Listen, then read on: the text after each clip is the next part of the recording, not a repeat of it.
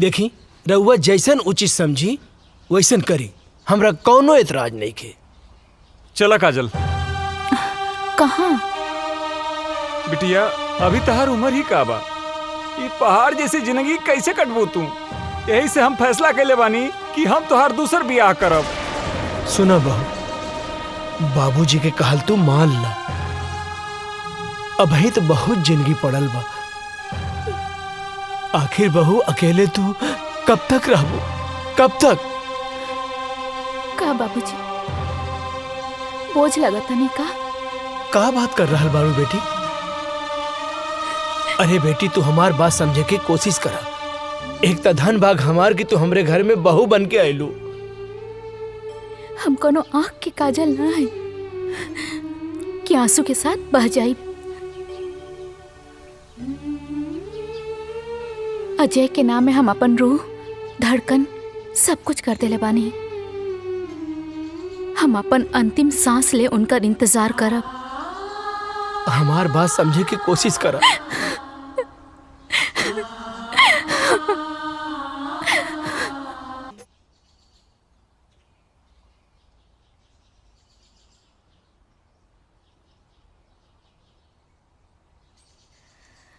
बहू,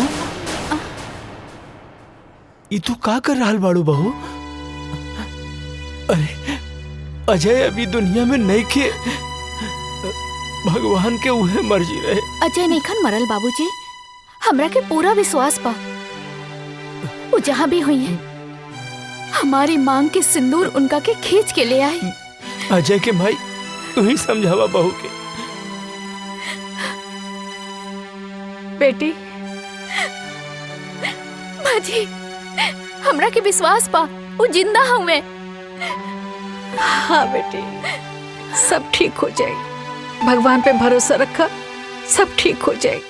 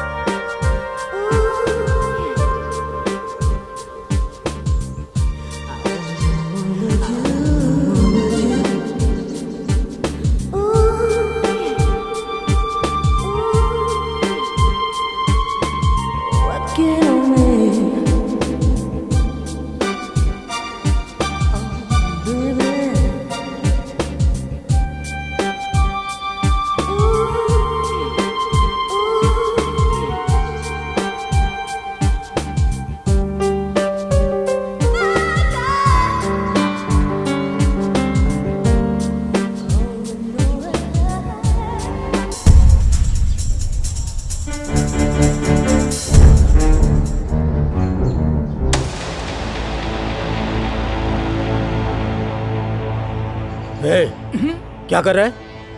कुछ नहीं भाई। चल चल चल निकल।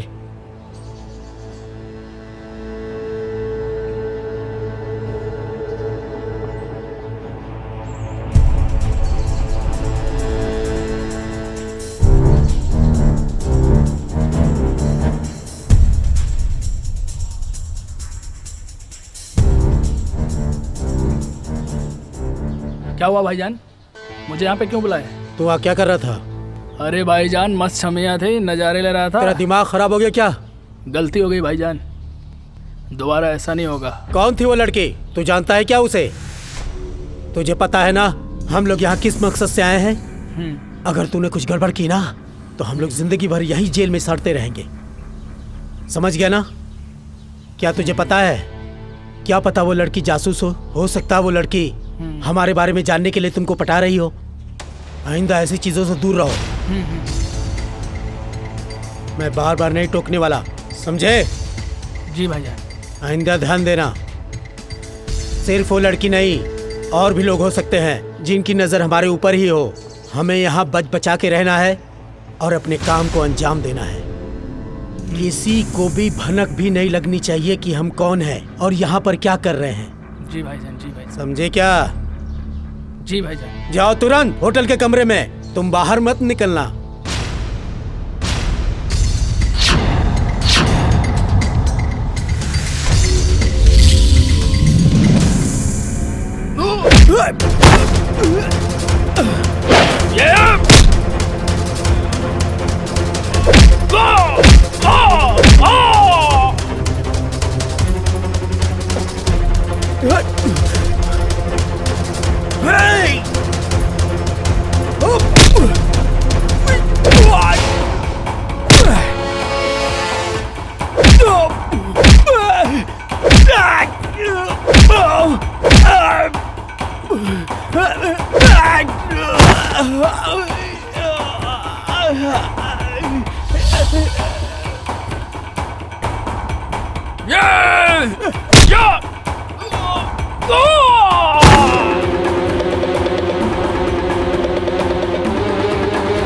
अबे भाग, ये मार देगी जान से।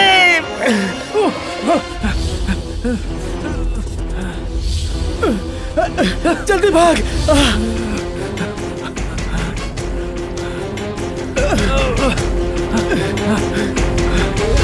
जल्दी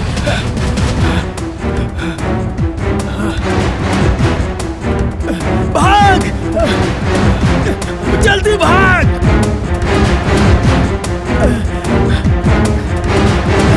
भाग जल्दी, अबे भाग।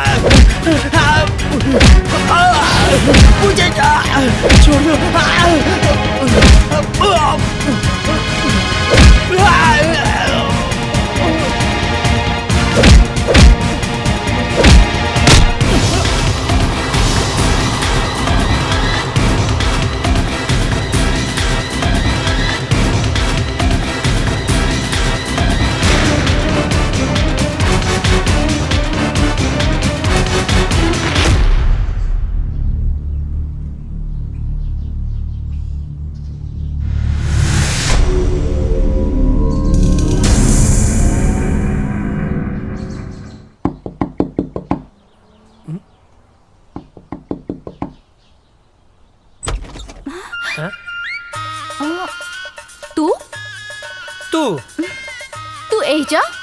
तू एजा? अरे लेकिन ये तो वर्मा चाचा के घर है ना? हाँ, उन्हीं के घर है, वो हमार बाबूजी हमें। अच्छा ठीक बा। हे पैर पिछले काहे? पहली दफे घरे आई लोग, दाहिना पैर आगे बढ़ावा ना।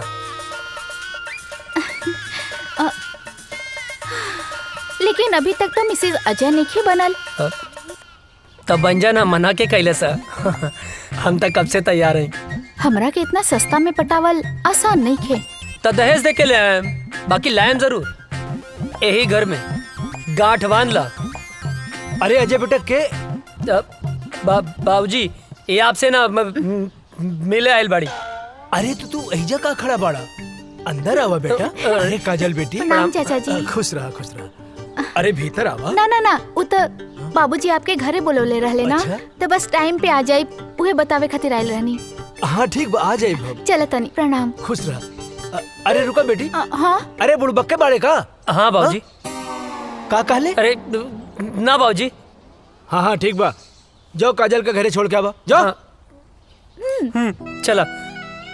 डरते तो हम अपने बाप से हैं। बाप ने परमिशन दे दिया तो क्या कहना। बैठा। चला। ये बच्चा मतीन कहाँ बैठल बाड़ू? जवान हो गई लू, जवान मतीन बैठा ना। ठीक से तो बैठल बानी। जवान हो गई लू, फीलिंग नहीं किया आवत का। ए तार ढेर ना होता का? लेके चले के बता, लेके चला ना तो हम जाता नहीं। ए देवता रिसिया मत यार। बैठा। हमार मतलब है कि ऐसे बैठा कि हमरो मजा आवे और गियर भी बदल जाए। ठीक बा चला। Thank you.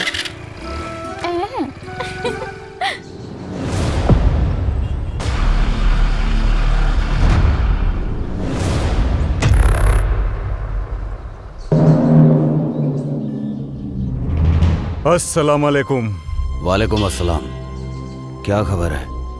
सारी तैयारियां हो चुकी हैं जनाब। इस बार हम लोग चूकेंगे नहीं। बस आपके हुक्म की देरी है। हमारे सारे जवान तैयार हैं हिंदुस्तान के सैनिकों का सर धड़ से अलग करने के लिए। आमीन। जी जनाब। कोई गलती नहीं होनी चाहिए। जैसा आपका हुक्म, बस आपके हुक्म का इंतजार है हमें। ध्यान देना, इस बार मिशन में कोई खलल नहीं होनी चाहिए। जी जनाब। ऐसा कहर मचाओ कि हिंदुस्तानियों का रोम रोम कांप उठे। जी जनाब। धमाका ऐसा हो कि हिंदुस्तानियों की आने वाली 7 पीढ़ियां थर्रा उठें। उनकी हदें उनको याद दिलाओ। जी जनाब। और जाओ मुनव्वर खान को भी ये इत्तला कर दो ताकि वो सारी तैयारियां शुरू कर सके। जाओ। जनाब आपका हुक्म सर आंखों पे।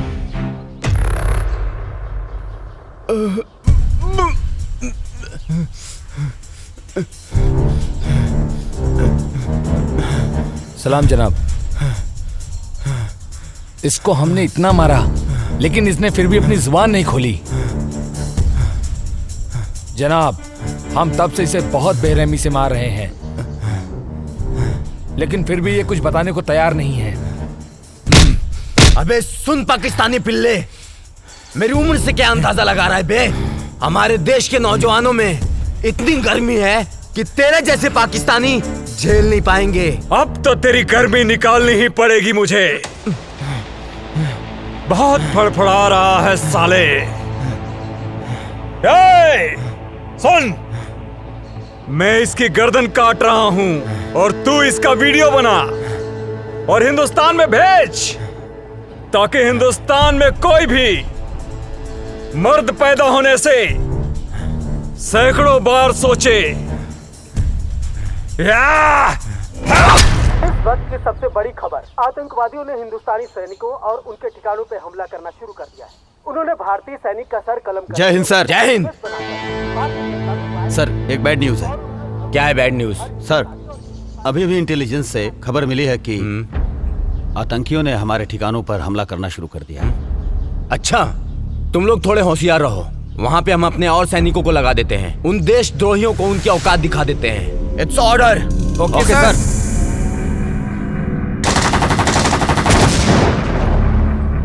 इस वक्त का सबसे ताजा खबर, आतंकवादियों ने हिंदुस्तानी सैनिकों और उनके ठिकानों पर हमला करना शुरू कर दिया है। उन्होंने एक भारतीय सैनिक का सर कलम करके उसका एमएमएस बनाकर भारतीय जनता में वायरल कर दिया है और उन्होंने धमकी दी है कि हर हिंदुस्तानी और हिंदुस्तानी सैनिक का यही हाल करेंगे जब तक उन्हें उनका पूरा हक नहीं मिल जाता। सेना प्रमुख ने आर्मी को पूरी तरह अलर्ट रहने का आदेश दिया है। इस हमले का जिम्मेदार आतंकी संगठन प्रमुख अजहर पठान माना जाता है। अजहर पठान आतंकियों का मुख्य कमांडर है। जी हाँ दोस्तों, ये वही अजहर पठान है जिसका आज तक किसी ने चेहरा नहीं देखा है। देश दुनिया की सारी ताकतों ने इसे पकड़ने का पूरा जोर लगा दिया है, लेकिन आज तक वो किसी के हाथ नहीं आया है। हाथ आने की बात तो दूर, किसी ने आज तक उसका चेहरा तक नहीं देखा है। सिर्फ लोगों में उसके नाम का खौफ है, अजहर पठान, अजहर पठान। अब देखते हैं हिंदुस्तानी सैनिक उनकी बुरी नजरों पर कैसे पानी फेरते हैं। आप बने रहिए हमारे साथ देश दुनिया की सारी खबरों के साथ।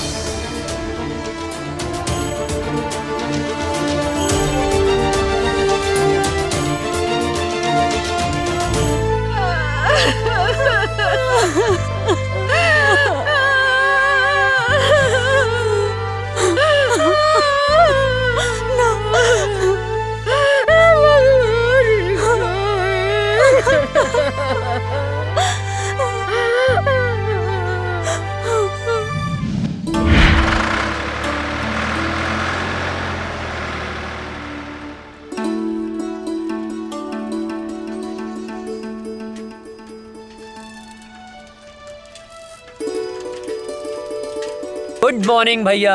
Good morning. ये साइकिल किस लिए? आप आगे आगे दौड़ेंगे, हम पीछे पीछे फॉलो करेंगे। अच्छा, ये साइकिल दीजिए तो। पर साइकिल का है। अरे दीजिए। दीजिए।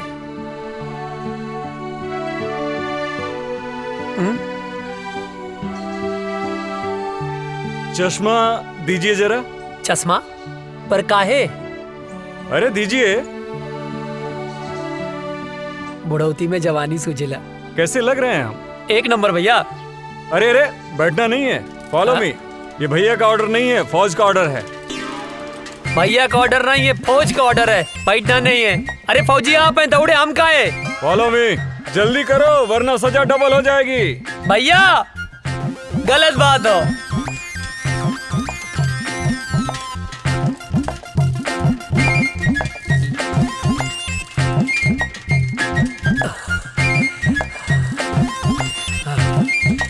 हम न दौड़ब ना, जा आगे, हम थक गए नहीं। दौड़ो उठ के। तू ही जा, हम ना जा। अरे उठ जा, क्या पता कब देश को तेरे जैसे जवान की जरूरत पड़ जाए। हमके देश के काम ना आवे क्यों, तू ही काम आवा।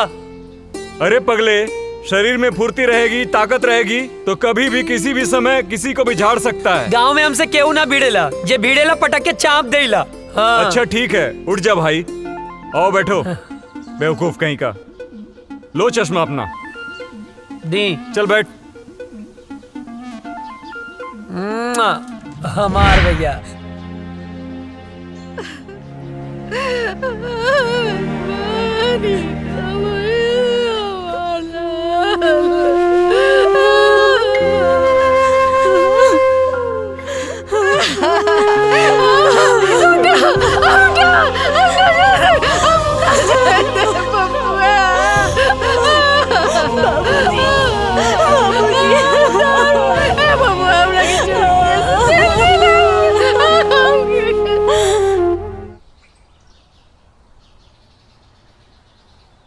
चाचा जी, ओ चाचा, का भेल चाचा, काहे रोवत बाड़ा? पापा की याद आवत बा का? हमहू रोवत रहनी, लेकिन दादाजी मना कैलन। कहले हाँ कि पापा देश के दुश्मन से लड़े गइल बाड़े। लेकिन चाचा, गांव वाले कहले हाँ कि पापा लौट के कबो ना आई हैं। का ई बात सच है? ना मुन्ना,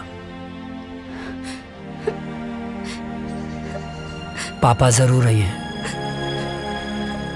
जरूर आई हैं। चल बेटा। हे भगवान, हमरा पीछे काहे उठा लेला? हमरा पीछे का खेले रही?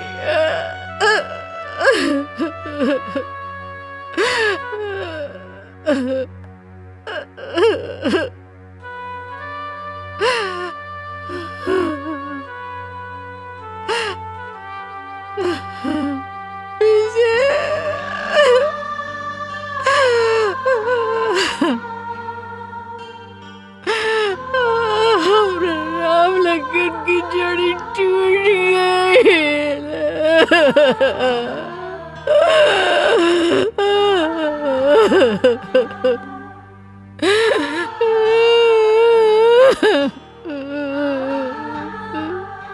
भीतरी नींद ना आवत रहे, तारा गोद में सो जाए।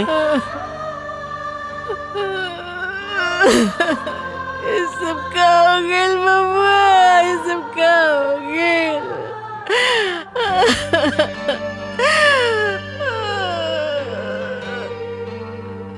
काय ऐसा होला? एक जमीन के टुकड़े खातिर भैया हमनी के छोड़ के ना गईले माई।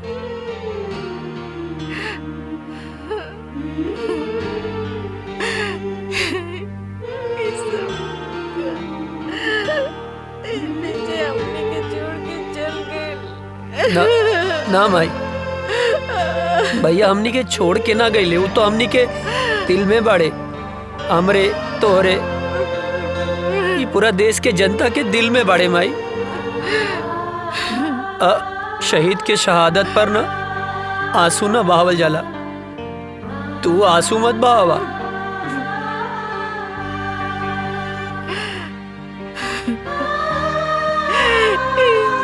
सब काय होला? काय होला? जमीन के चंद टुकड़ों खाती एक दूसरे को जान ले लस। काय पता ना एक माई के कोकू कर देलस, हमर राम लगन की जोड़ी तोड़ देलस। पता ना माई, पता ना पड़ोसी मुल्क के हमनी के देश से कौन नाराजगी बा, पता ना। बबुआ तू हमरा के छोड़ के कहीं मत जाइए, हमरा के छोड़ के नहीं तो हम मर जाएंगे बबुआ। ना जाए माई, हमरा के छोड़ के ना जाए, मत जाइए। कभी ना जाए, कभी ना जाए भाई, कभी ना जाए।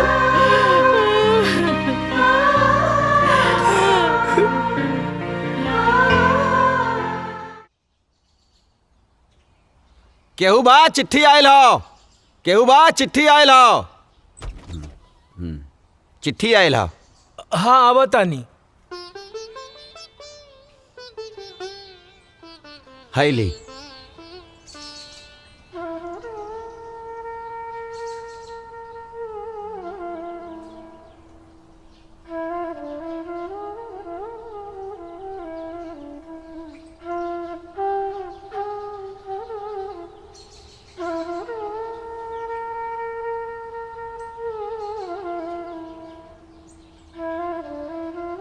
ना ना, चूल्हा भाड़ में गई सरकारी नौकरी।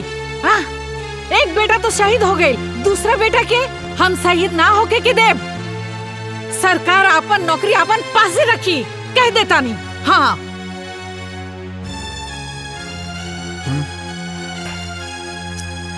देखा बेटा, बात ऐसन बा कि विजय के शहीद होखे के बाद भारत सरकार ओकरा जगह पे तोहके नौकरी देले बा। मगर हम नहीं के चाहत। हाँ विजय शहीद हो गई, ओकर नौकरी अजय के मिलल। अगर अजय शहीद हो जाई तो हम क्या करब? बोली। अजय के माई, तोहरा दूगो बेटा बा तब इतना सोच रहल बाड़ू। हाँ अजय करी पूरा दुनिया माई बा, वो का सोचत हुई है? बोला कहीं तहरा के भगवान 10 गो बेटा देले रहतन नु तो खुद हम भेज देती न अपने भारत माता के रक्षा करे खातिर। बुझाइल? बात करा ताड़ू। माई बैठा, अरे बैठ। ए माई, बाबूजी ठीक कहा तारे। हमार मतलब है तू ठीक बोला तारो। तू केकर माई हवे बोल? बोले के पड़ी केकर माई है? तब बताओ ना केकर माई हवे। तोर माई है। आई धरती माई केकर माई हवे? हमरे नु ह। बाबूजी गलत कहाँ बोले? तोहरे रक्षा के जिम्मेदारी केकर है बाबूजी? तोहर। धरती माई के रक्षा के जिम्मेदारी केकर है? अरे तोहरे नु बा। माई मरब जी अब सब विधना के हाथ में है, और दुश्मन के लगे ऐसा कोनो गोली ना कि तेरा बेटा के सीना के पार कर जाओ। बिल्कुल हाँ बिल्कुल ठीक। सोच मत, मार के आए मर के ना आए का बाबूजी? हाँ बिल्कुल ठीक। अब भूख लागल है, खाना देना। दे दा। देता नहीं। चलना।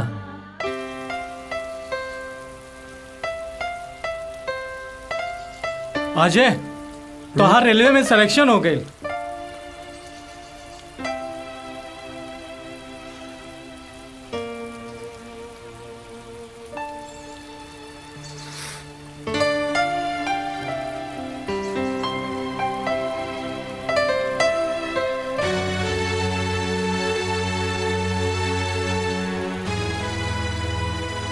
अब एकर कोनो मतलब ना, हम फौजी बनब। अरे ये तो बहुत अच्छा फैसला कैला। हाँ। लेकिन अजय, तू इतना उदास काहे हुआ?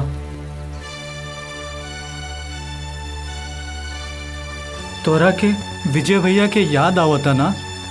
हाँ यार, बहुत याद आवता।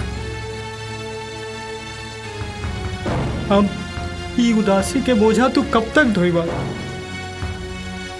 देखा, जौन होके रहल तौन तो हो गए। शायद भगवान के यह मंजूर रहल। चाचा चाची, भौजी, भतीजा के समझावा, उनकर हिम्मत बना। अगर तू टूट जाइबा तो उन्हन के का होई? ठीक कहत वे यार। और उकाजल दिन रात तोरे याद में तड़पत बिया। तू तो फोन उठावे लेना। तू हमके अश्याम के फोन करेली बेर बेर।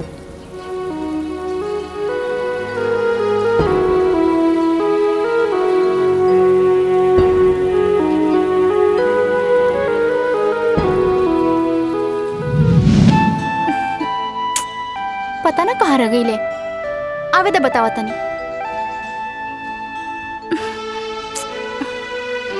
काजल आ गई नहीं? आहा, बहुत बड़ एहसान कर दिया ला आके। मतलब ई कि हम पूरा 2 घंटा 20 मिनट से तार इंतजार कर रहल बानी। बात तो सही कहा तारू। का बात तो सही कहा तारू? हाँ, लेफ्ट राइट करके तो हमार पैर दुखे लागल। पिराए लागल होई ना? हाँ, बहुत ज्यादा पिराता। और पता ना कहाँ कहाँ पिराता। कहाँ पिराता? यहाँ यहाँ और यहाँ। अरे यहाँ पिराता। एजा का देखा तेरा? यहाँ देखा। अब का बताएं, देख रहे हैं बड़ी फुर्सत से खुदा ने तुम्हें बनाया है। हाय, इतना हसीन मिट्टी कहाँ से लाया है?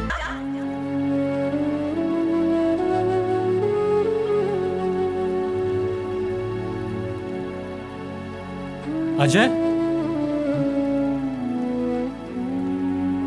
कहाँ खो गईला? कहीं ना। जाके एक बार काजल से भेंट कैला। ना करब। हम फौज में जाए खातिर माई बाबूजी के मना सकीले, पर काजल के ना मना पाई। कहीं काजल के प्यार हमार कमजोरी ना बन जाए।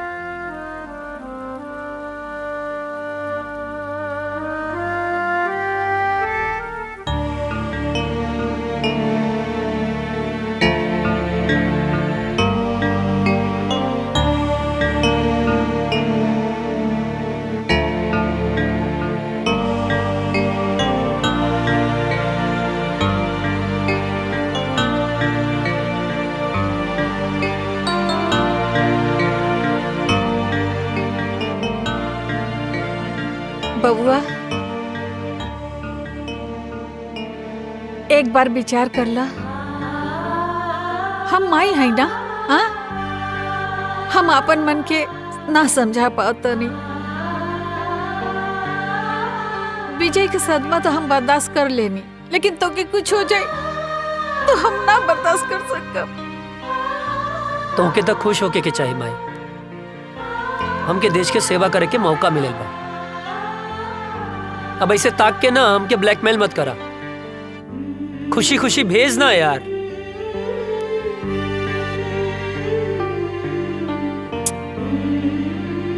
ठीक बा, तू जो भगवान तो रक्षा करी और हमारा आशीर्वाद हमेशा तोहर साथ रही।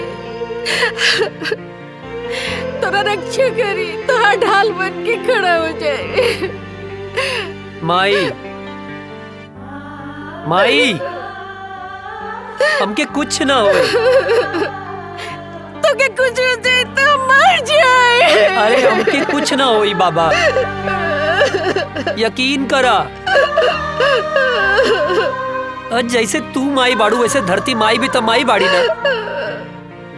हाँ अब एकदम कुछ ना होई माई, हमके कुछ ना होई। चला चला आवा हम बताई थे।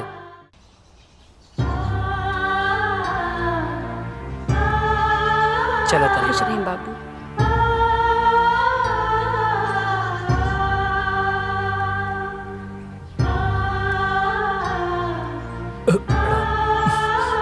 खुश रहा बेटवा और भारत माता के सेवा करा।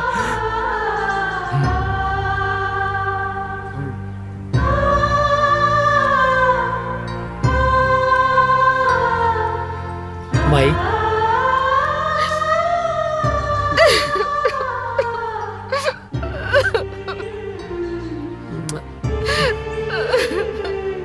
चला तन चला, जल्दी लेट होता। चला जल्दी आ जाए।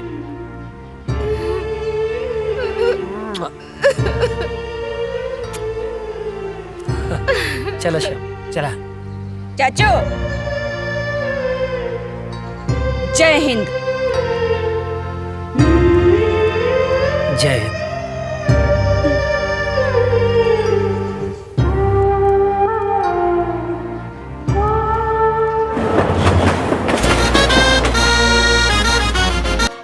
तुम्हारी ट्रेनिंग पूरी हो चुकी है। थैंक यू सर। और तुम्हारी पोस्टिंग भी वहीं की जा रही है जहां तुम्हारे भाई शहीद विजय वर्मा पोस्ट थे और आखिरी बार आतंकियों से लोहा लेते हुए शहीद हुए। अब तुम्हें देश की रक्षा के साथ साथ अपने भाई का भी बदला लेना है। Thank you sir, it's my pleasure sir. और मुझे पूरा यकीन है कि तुम भी पूरी जाबाजी और दिलेरी के साथ माँ भारती के दुश्मनों को उनकी औकात बताओगे सर। और हाँ, ड्यूटी ज्वाइन करने से पहले छुट्टी दी जाती है। जाओ अपनी फैमिली के साथ एंजॉय करो। Thank you sir, thank you so much सर। सर जय हिंद। प्रणाम बाबूजी। खुश रहा का हाल बा बेटा? बाबूजी ट्रेनिंग पूरा हो गई तो बहुत बढ़िया बात। अब खुशी के बात ही बा कि कुछ दिन खातिर हम घरे आवतानी। अरे ये तो बहुत खुशी की बात बा। माई कहाँ बाड़ी? कहीं गई बाड़ी। बाबूजी बोला ना। ना रह दा, आके बताएं। ठीक। जी बाबूजी प्रणाम। खुश रहा। अरे विजय के माई, विजय के माई। हाजी। अरे जल्दी एक लोटा पानी लेके आवा, बहुत बड़ खुशखबरी बा। जल्दी आवा, जल्दी आवा।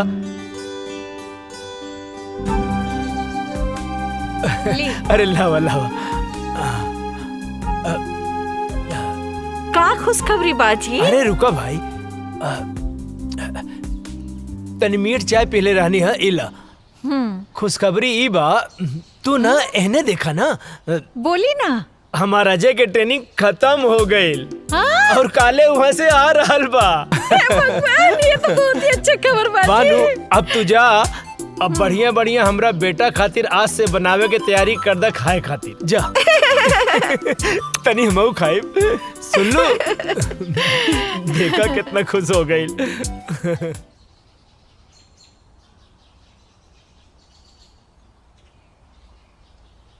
माई माई। अरे हे भगवान।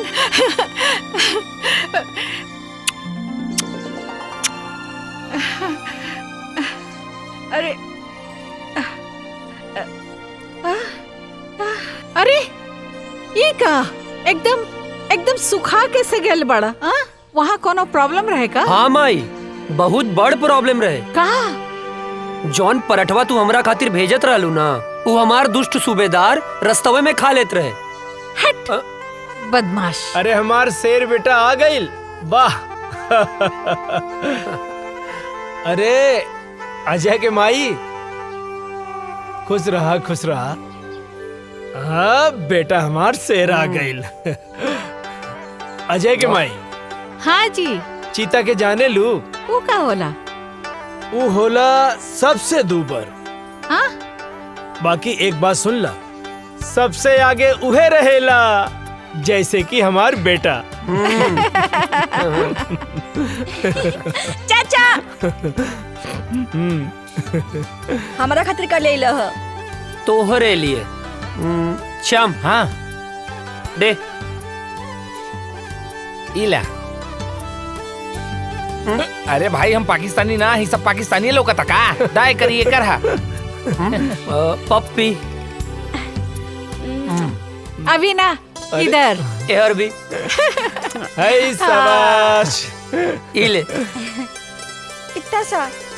तहु तो इतना सा बाड़े। जब बड़ हो जाइबे ऐसन वर्दी पा जाई त तोहरो के बड़गन मिल जाई। का बाबूजी? एकदम बिल्कुल ठीक। जा खेला। जब बना गाँव के शेर तू। और बाबूजी आप ठीक बानी ना? हाँ। अरे यार राजा दशरथ और कौशल्या माता और राम की मिलाप हो गई है तब तो चल के कुछ काम काज कर लिहल जाओ भाई साहब। ई का बगत रहे छोटन? हाँ चाचा कुछ काम है ना, जो यार अजय। का काम? आप काहे मारत अरे रहा? चाची कुछ जरूरी। पर आज कौन काम है? हाँ मैं इधर आता नहीं, हमारा कैसा मालूम बा कि तू इधर आता तोरा कैसा मालूम बा? हाँ मत ढेर बोला मत। हम कहते नहीं चला चला चला। रुक जा। अरे भाई चला। ड्रेस चेंज तक कर लेते ना।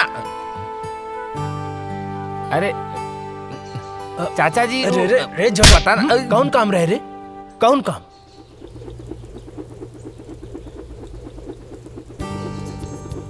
अरे ई ससुरवा सुतल बा, काम बन जाई। यस।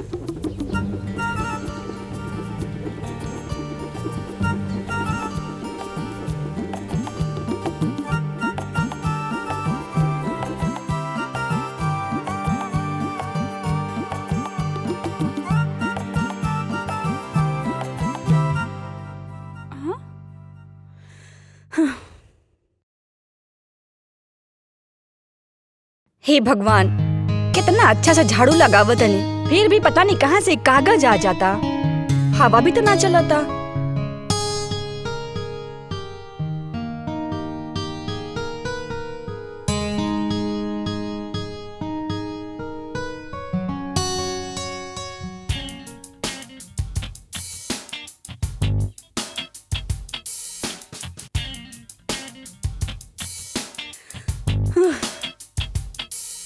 ई कहाँ से आ जाता? ई कुल तो साफ कर दिले रहनी अच्छे से।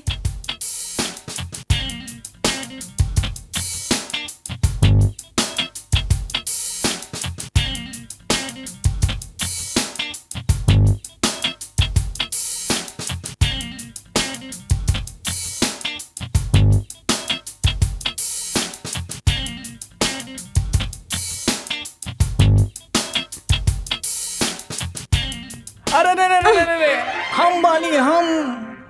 तू काहे हमारे घर में चोर खाने घुस गइल बाड़ा? चोरी से? अरे हम तो सीना जोरी से आयल बानी हो, तो हाल बाबूजी से हाथ मांगे आयल बानी। अच्छा ते ई कूड़ा काहे फैलावत अड़ा? तू समझल करा। धत तू बड़ा ऊ बड़ा। लागे तो हमार जादू तोरा पे चल गइल बा हो। जब ऐसे पीछे पड़बर राजा तब जादू चलिए जाई। हमके यही दिन के बहुत दिन से इंतजार रहल। अरे कविता कहाँ मारू? अरे जल्दी से एक गिलास पानी तो लेके आवा बेटा। हाँ बोल ना। अरे अच्छा यार छूट जाते हैं। कहाँ? हाँ ठीक बा हम गमला में छूट जाए। हाँ। अरे कविता कहाँ बाड़ू? अरे हम काहे छुपे? अरे हम तो तोहर बाबूजी से तोहर हाथ न मांगे आइल बानी। धीरे धीरे बाबूजी जाग गई बड़े। अच्छा एक तरह हाथ मंगवा ना तब बाबूजी हम दोनों जाने के काटती हैं। अरे बिटिया का करे तारू, जल्दी ले आओ पानी। तू चिंता ना करा, हम तोहर बाबूजी के समझा ना ले। हाँ अच्छा बाबूजी के समझा ले बा। अरे बात के समझो। एगो आदमी ना घर में घुस आइल रहे और बाबूजी ओकरा के ना मार मार के आज वो टूटल टांग लेके बाजारे में भीख मांगता। का बात करा तू? हाँ। टूटल टांग? अरे हम भीख ना मांगा, सुना हमके कहीं छुपा देना, कहीं छुपा दे। हे भगवान बचा लिया हमको, कुछ नहीं करा हम। हे भगवान। अरे बेटा कविता, कहाँ रह गयलू? इली बाबूजी आगे नहीं। का बिटिया, काहे इतना देर लगा देलू पानी लावे में? अरे बाबूजी गिलास धोवत रहनी है। अरे बाप रे, इतना सुंदर लड़की के ऐसा राक्षस ऐसा बाप, हे भगवान बचा लिया। अरे हम 100 किलो के लड्डू चढ़ा दे, प्लीज हमके बचा लिया। हमारे हाथ पैर टूटे वाला बा, हम भगवान हम कबो पीछा नहीं करब, भगवान बचा लाना। हम जिंदा हमके बचा लो भगवान, बचा लो।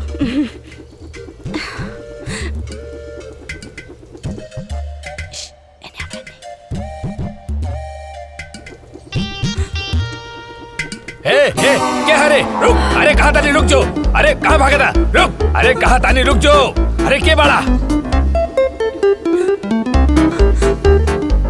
अरे कहाँ जाबे भाग के, रुक जो, बाप रे पकड़ ले, रुक जो, कहाँ भाग? अरे तो इतना हिम्मत, हाँ? हमारा घर में घुस गई ले, तो इतना हिम्मत, हमके माफ कर दे। चल तोहरा क्या भैया हम तो से का कहत रही ना, हमके दांते कटलस। हे भगवान, कल्याण की रक्षा करी हो, आपका करी। रुका, कहाँ भाग के जाइबा तू? रुक जो, हम तोहरा के छोड़ब ना, कहाँ भाग के जाइबे, रुक, बताओ तानी।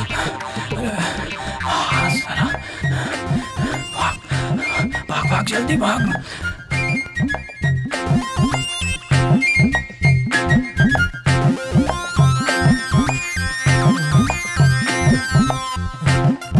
लगता भाग गए।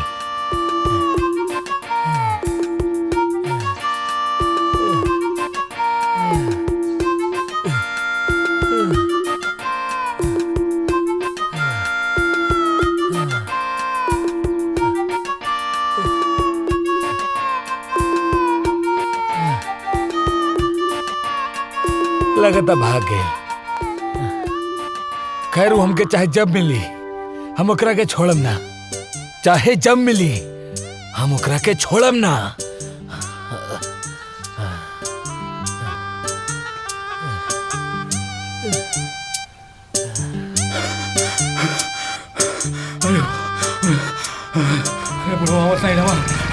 अरे रुक बे, कहाँ थे बे तुम? तुम्हारे चक्कर में हम सारा गांव घूम लिए बे। अरे राम कहानी बाद में बताए, पहले घर चलो। पहले बताओ कहाँ थे बे, नहीं तो चढ़ा देंगे। अरे यार चला ना यार। चवन्नी मुस्की। अरे यार चल ना यार। इन्हें से काहे निकले बे? तो यार चल बे यार यहाँ से, चल। आया मतलब बच गई नहीं, जय हो भगवान। आज छोड़ दिए बे, आगे नहीं छोड़ेंगे। पसीना छुड़ा। ओ गोरे गलिया वाली से, तिरछी अखियां वाली से, नैना चार हो गइल, का बताई तो से यरवा रे। मार खाने से बच गए बेटा आज तुम, वरना लात जूता मुंह का हाथ सब पड़ जाता। गोरी गलिया वाली से, तिरछी अखियां वाली से, नैना चार हो गइल, का बताई है। का भाई? पर भइल का रह रे? का करत रहली हम? अरे उस सब हम बाद में बताई। सरऊ मुहूर्त देख के बताइबा। हाँ। अरे बट ये सब तो बतिया अच्छा नहीं लगेला। पनिया से बचाएंगे बस। का बताई तो से यरवारे, हमरा प्यार हो गए। तो बताओ ना, मारत काहे बाड़े? चुप कर, खाना खाइबे? हाँ। ए माई, दू जगह खाना लेके आओ, हमरे साथे बुक्कड़ भी आइल बा। हाँ। फेमस हो गई ले बे। अच्छा। हाँ, हाथ धो ले।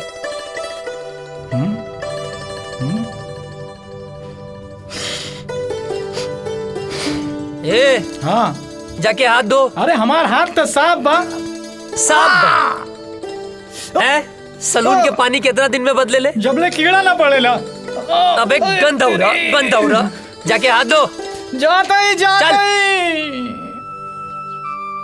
एक बार कुकुर के पूंछ सीधा हो सकेले, बाकी तू ना। इला चाची गोड़ लगातानी। चेत रहा, बैठा। खा।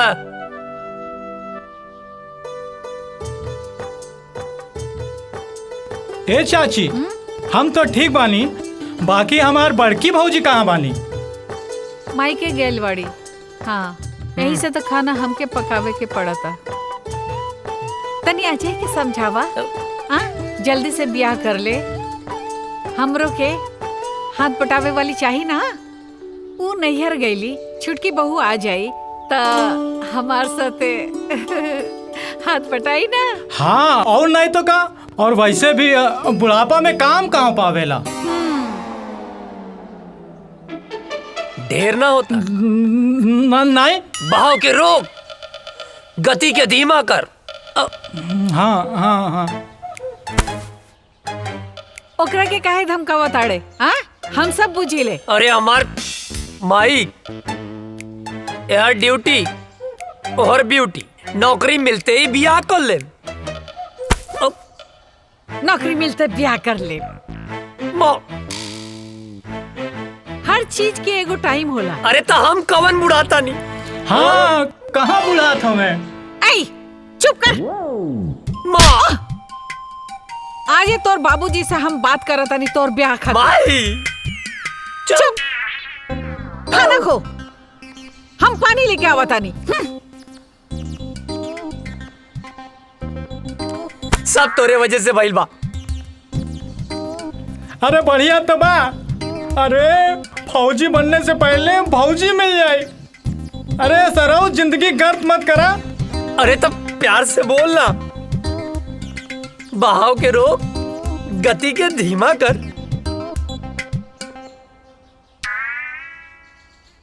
अरे यार, तुहार तो ब्याह हो जाए, हम तो साला छलवे बजाते रह जाए। सुन, तू चिंता मत कर। तू जिंदगी भर अस्तूरा न चलेबे। ये कुकुर मुत्ता नियन शकल मत बनाओ। तोरा जान के का नाम है? सामान? अरे तोर प्राण रे। कविता। अगर हमार कविता के और पढ़ लेलस ना तो हम जान दे दे। तोर जान इतना सस्ता हो? कविता के अब तो से बियाह हम कराई। हमू देखा तानी के बीच में आवता। नफरत और जंग में सब जायज होला। नहीं, जायज होला। खाना खा।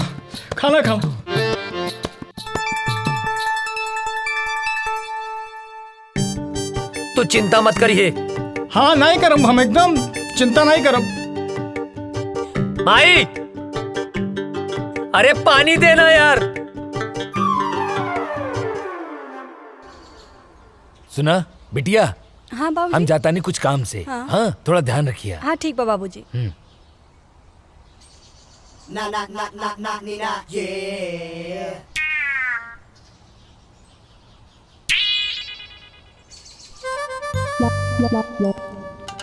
हमके कविता से मिलले बहुत दिन हो गए बा। आज जाके कविता से मिलब। हाँ, बढ़िया मौका बा, जाता नहीं।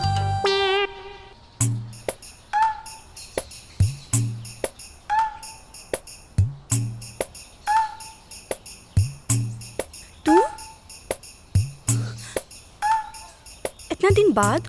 कविता, ये बात सही बा। हम तोहार बाबूजी से डराइला, लेकिन यहो बात सच बा कि हम तोहरे बिना जी ना सकेंगे।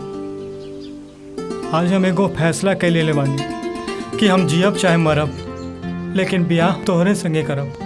कल्याण, तू हमरा से इतना प्यार करेला? हाँ, अपने जान से भी ज्यादा।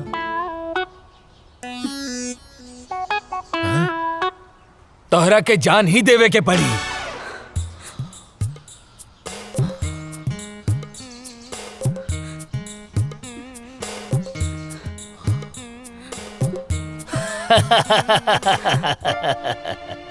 प्यार भी करेला और डर भी लगेला। हाँ? हम दरअसल देखे के चाहत रानी कि तू हमरा बिटिया के सच्चा प्यार करेला कि नहीं। काहे से कि जे सच्चा प्यार करेला ना ओकरा में हिम्मत अपने आप आ जाला।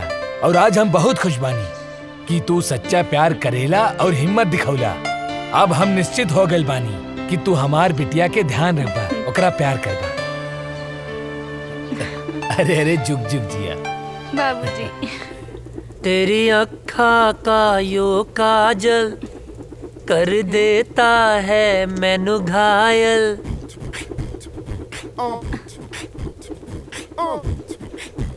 कहा रे हेने आओ। छोटा पटाखा बड़ा धमाका। हाँ? भाग यहाँ से भाग। अरे बबुआ, जेकरा खातिर इतना फीट फाट होत बड़ा ना, तारा बाबूजी ओकरा बाबूजी से मिलके बात पक्का करे खातिर गइल बाड़े। हाँ? सच्ची माई?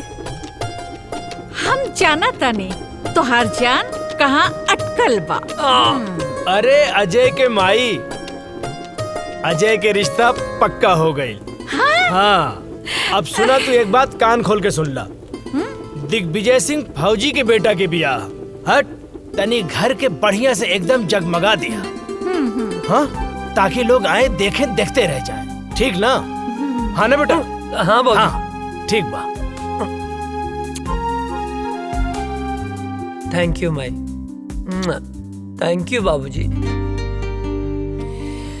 तेरी अखा का यो काजल कर देता है मैनू पागल। नर नर नर नर नर।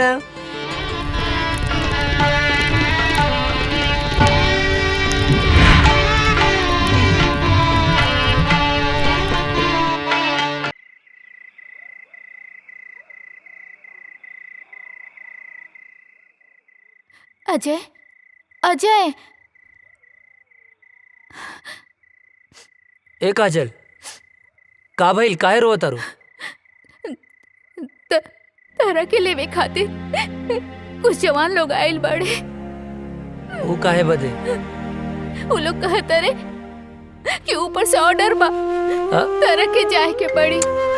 ए पगली, एहर देखा। अरे तय में इतना रोवे के कौन बात बा? ऑर्डरे नु आइल ह। हम फौजी हैं। जब जब ऑर्डर आई हमके देश के रक्षा खातिर जाए के पड़ी। आई तो हमार फर्ज है। तो हम का है?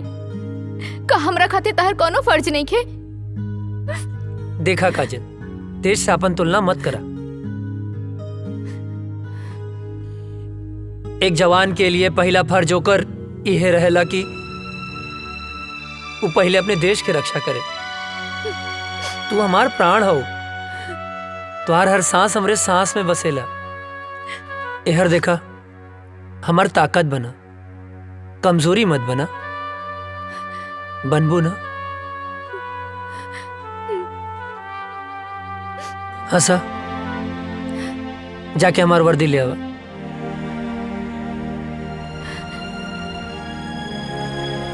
पगली कहीं के। हाँ मिश्रा। सॉरी अजय, हेडक्वार्टर से इमरजेंसी मैसेज आइल बा, आज ही निकले के बा। ठीक है। का ठीक बा?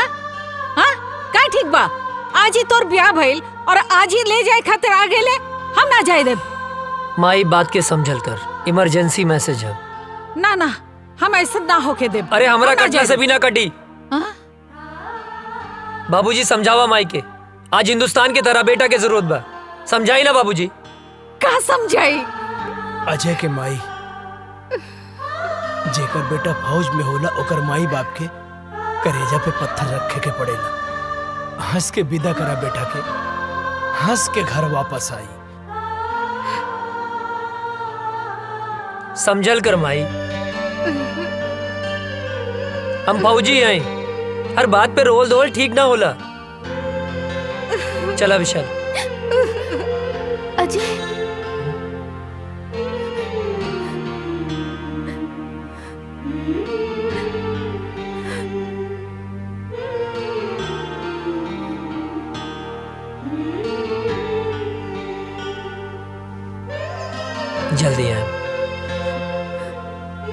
ख्याल रखिए।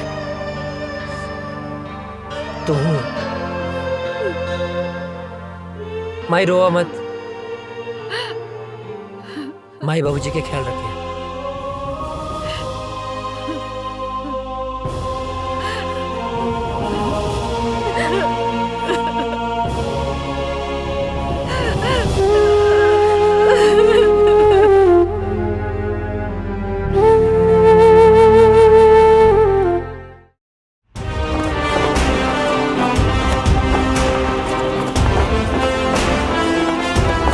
गांव का सफर कैसा रहा अजय? बहुत अच्छा सर।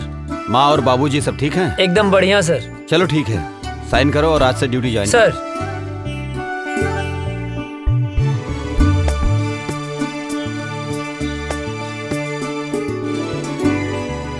जय हिंद।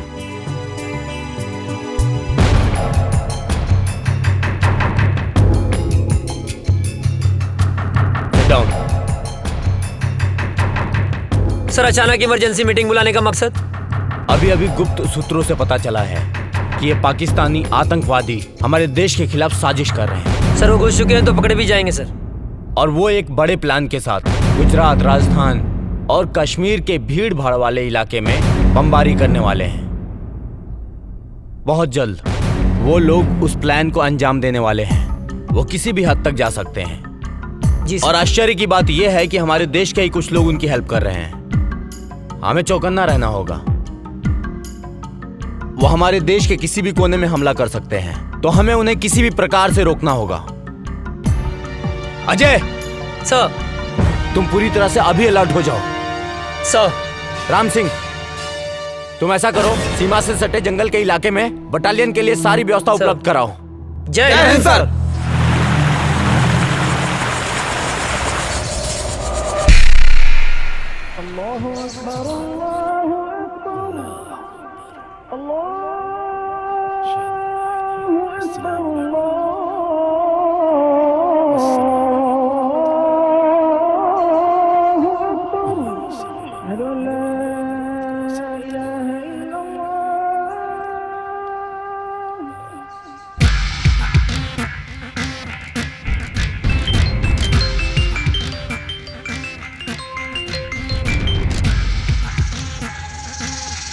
जी बॉस, हुक्म कीजिए। धारा 370 खत्म होने से हमारे सिपाहियों के इरादे कमजोर तो नहीं हो रहे हैं? नहीं बॉस, हमारे इरादे तो और भी पुख्ता हो गए हैं। वाह।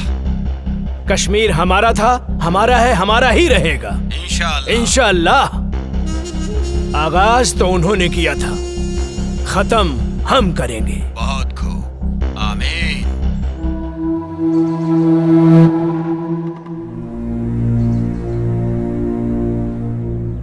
अस्सलामुअलैकुम भाईजान। वालेकुम अस्सलाम। हैदर कहाँ है? आ रहा है। सलाम वालेकुम भाईजान। वालेकुम अस्सलाम। हैदर। हाँ भाईजान। क्या हाल समाचार है? आर्मी में एक नया नौजवान ऑफिसर आया है, अजय वर्मा। ये वही विजय वर्मा का छोटा भाई है। विजय वर्मा भी आया था हमारे मंसूबे पर पानी फेरने के लिए। उसको तो हमने जहन्नुम में पहुंचा दिया। लग रहा है इसको भी इसके भाई के पास पहुंचाना पड़ेगा। अरे हम लोगों का तो बस एक ही मिशन है, कश्मीर की आजादी और पूरे हिंदुस्तान की बर्बादी। और इन हिंदुस्तानियों को हमारी ताकत का एहसास होना चाहिए। कश्मीर पाकिस्तान का पाक हिस्सा था जो हमसे धोखे से छीन लिया। हमारे शरीर में खून नहीं, बारूद है, बारूद। जो हमसे टकराएगा उसके चीथड़े चीथड़े उड़ जाएंगे। हमारे जीने का मकसद है कश्मीर की आजादी। नारे तकबीर, अल्लाहू अकबर, नारे तकबीर, अल्लाहू अकबर, नारे तकबीर, अल्लाहू अकबर।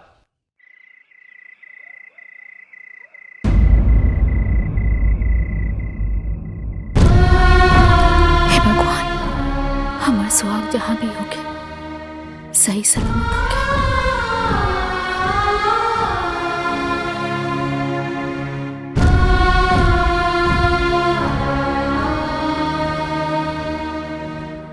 हे देवी मैया, हमारे बेटा की हिम्मत और हौसला दी। दुश्मनों के इरादे और मजबूत होते जा रहे हैं और अभी पता चला है पाकिस्तान के कुछ आतंकवादी हमारे देश में घुसने की कोशिश कर रहे हैं। हमारी सुरक्षा एजेंसियों द्वारा पता चला है कि कल परसों तक वो हमारी सीमा के अंदर होंगे। उनकी प्लानिंग हमारे यहां बम ब्लास्ट करने की है। 5 जन जो लोग हमारी सीमा में जंगल के रास्ते घुसने वाले हैं, वो हमारे देश के किसी भी कोने में बम ब्लास्ट कर सकते हैं। उनके इरादे और उनकी हिम्मत तो देखो। अभी भी इतना कुछ होने के बावजूद पाकिस्तानी आतंकवादी यहां आके हमारे देश में आतंक मचाना चाहते हैं, और वो भी एक बड़े प्लान के साथ। हमें इनके सहारे उस इंसान तक पहुंचना है जो इस खेल का मास्टरमाइंड है। उसे जिंदा पकड़ना होगा ताकि वो किसके कहने पे, किसके इशारे पे ये सब कर रहे हैं। इसलिए इस मौके को हमें हाथ से नहीं निकलने देना है। अगर हम लोग इस बार कामयाब हो गए तो जीत हमारी पक्की है। सर, आर यू रेडी? सर। गाइस, मिली जानकारी के अनुसार दुश्मन अपना मूड बना चुका है, कभी भी हमला कर सकता है। वो अलर्ट रहना जरूरी है। दीपक? यस सर, हम लोग भी पूरे तैयार हैं सर। सारी तैयारी हो चुकी है। दुश्मन बाल भी बाका नहीं कर सकता सर। गुड। गांव की मिट्टी के खुशबू के छोड़ के अलबनी, यहाँ दुश्मन के धूल चटावे। रिलैक्स, आओ बैठ। तेरे गांव के बाद से गांव की याद आ गई।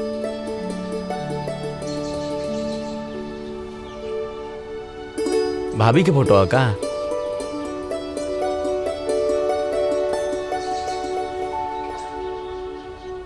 हमरे सुकून के फोटो। सर सर सर, कहाँ खो गई नहीं? अपना सुकून के लगे, अपना गांव में। रिक्वेस्ट बा सर एगो। का बोला? हमके गाँव में जाए के बा सर। अच्छा ना? लइका भइल बा सर। ओह, बधाई हो।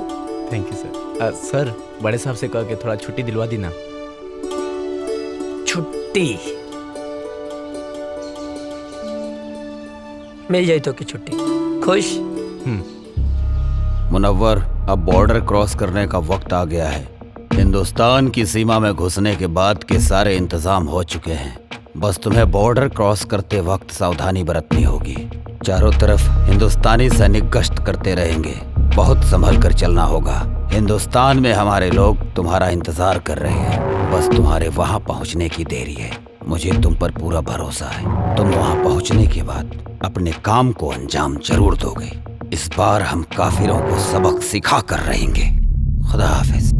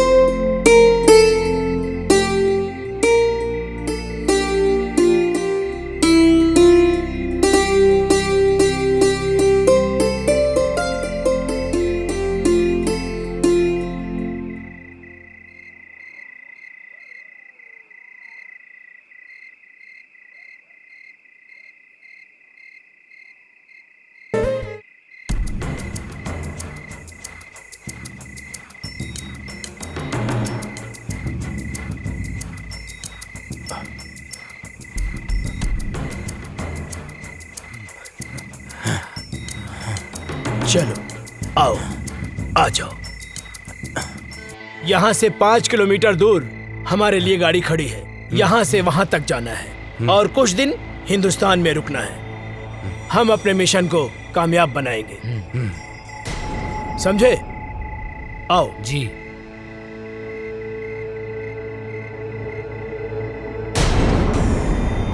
इस तरफ से आ जाओ।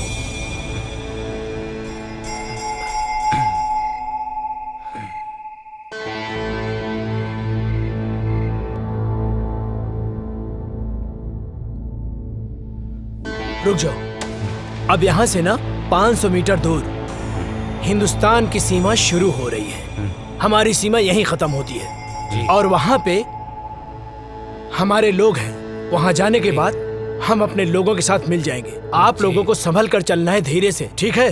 चलो, एकदम सबको चौकन्ना रहना है क्योंकि यहाँ पर सैनिक गश्त हमेशा करते हैं। जी जनाब। सबकी नजरों से बचते बचते हमें आराम से धीरे धीरे चलना है, ठीक है? अब चलो।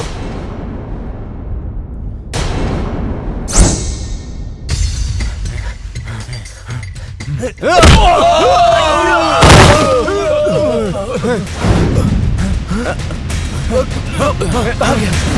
किधर गया? किधर गया? कौन है? कहाँ गया? किधर गया? चलो। जी जनाब।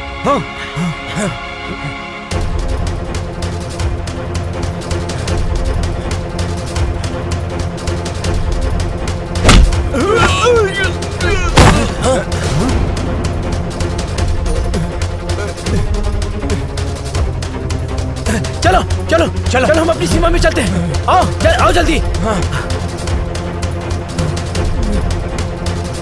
भूत भूत भूत, छोड़ो हमें, छोड़ो हमें। ये मेरा तौबा, मेरा अल्लाह का तौबा, मेरे बाबा का तौबा। तू छोड़ दे मुझे, मैं कभी हिंदुस्तान में नहीं आऊंगा। अरे फौजी,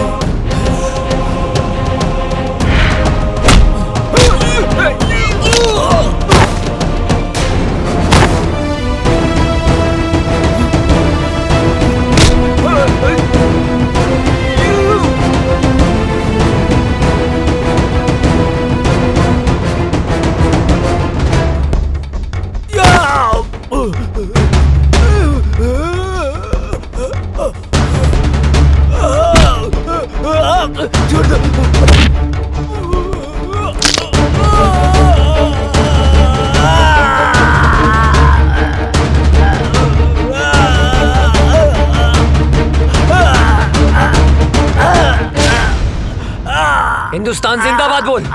जिंदाबाद।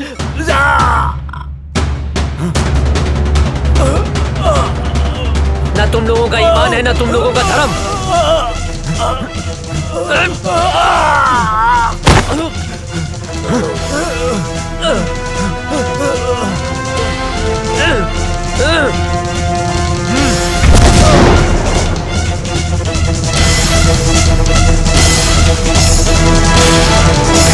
अभी अभी खबर सामने आई है कि आतंकवादियों और हिंदुस्तानी सैनिकों का आमना सामना हुआ है, जिसकी वजह से कुख्यात आतंकवादी मुनव्वर खान हिंदुस्तान की गिरफ्त में आ चुका है। जी दोस्तों, हिंदुस्तानी सैनिक पहले से अलर्ट थी और जैसे ही कुख्यात आतंकवादी मुनव्वर खान हिंदुस्तान के सीमा में प्रवेश किया, वैसे ही बहादुर सैनिक अजय वर्मा ने अपनी जान की बाजी लगाकर उनका मुकाबला किया, जिस वजह से खूंखार आतंकवादी मुनव्वर खान पकड़ा गया। दुख की बात यह है कि उस मुठभेड़ के बाद से ही अजय वर्मा का पता नहीं चल पा रहा है। खूंखार आतंकवादी मुनव्वर खान से पूछताछ जारी है और अभी भी लापता अजय वर्मा को ढूंढने का प्रयास किया जा रहा है।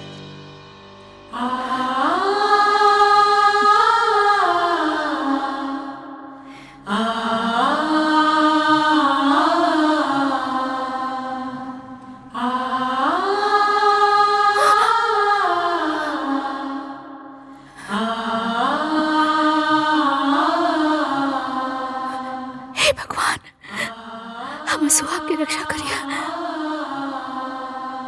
एक दिल दहला देने वाली खबर सामने आई है, अजय वर्मा शहीद हो चुके हैं। जी हाँ, सेना प्रमुख के द्वारा बयान जारी किया गया है कि मुनव्वर खान के साथ मुठभेड़ में ब्लास्ट हुआ था, जिसके बाद से ही अजय वर्मा का कोई पता नहीं चल पा रहा है। ब्लास्ट की जगह से कुछ सामान बरामद हुए हैं, जो सामान अजय वर्मा का बताया जा रहा है। इसी से अनुमान लगाया जा रहा है कि अजय वर्मा शहीद हो चुके हैं।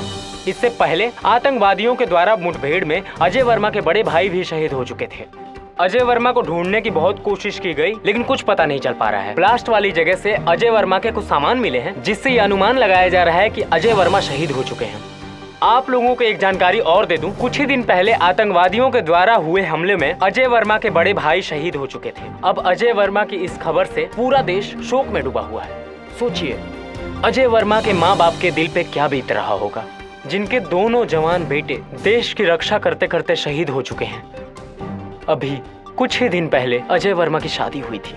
उनकी नई नवेली दुल्हन, जिसके हाथ से मेहंदी के रंग भी नहीं छूटे थे, बेचारी विधवा हो गई। जरा सोचिए, उस शहीद के विधवा के दिल पर क्या बीत रहा होगा। शोक प्रकट करते हुए सेना प्रमुख ने वीर शहीद अजय वर्मा को श्रद्धांजलि दी और उन्होंने बताया कि अजय वर्मा के इस शहादत को पूरा देश नमन करता है। और सेना प्रमुख ने यह भी बताया है कि मुनव्वर खान के पकड़े जाने पर आतंकवादियों के सारे मंसूबों पर पानी फिर गया है। अभी मुनव्वर खान से पूछताछ जारी है। पूछताछ में बहुत ही अहम सुराग मिलने की आशंका है। आप लोग बने रहिए हमारे साथ देश दुनिया की नई खबरों के लिए। तब तक के लिए जय हिंद। आतंकवादियों ने भारत पर फिर हमला किया, जो काफी तादाद में थे। आतंकवादियों ने फिर से हमला किया, कई जवान शहीद हो गए, लेकिन आर्मियों ने आतंकी सरदार मनोहर खान को अपने गिरफ्त में ले लिया है। लेकिन दुख की खबर ये है कि अभी तक अजय वर्मा की कोई खबर नहीं मिली। बम के धमाके को देखते हुए ये अंदाजा लगाया जा रहा है कि देश के लिए लड़ते लड़ते वो शहीद हो गए। दिग्विजय भैया के बड़ लड़का पहले ही शहीद हो गए रहल। अजय ही रहल परिवार के आधार, वो शहीद हो गई। अब उनके परिवार पे का बीती। दिग्विजय भैया के दिल पे पहाड़ टूट गई। मिल गई शांति, मिल गई शांति ना। हम पहले मना करत रहनी कि हमरा बेटवा के ना भेजी, मगर हमार केहू बात मानी तब ना।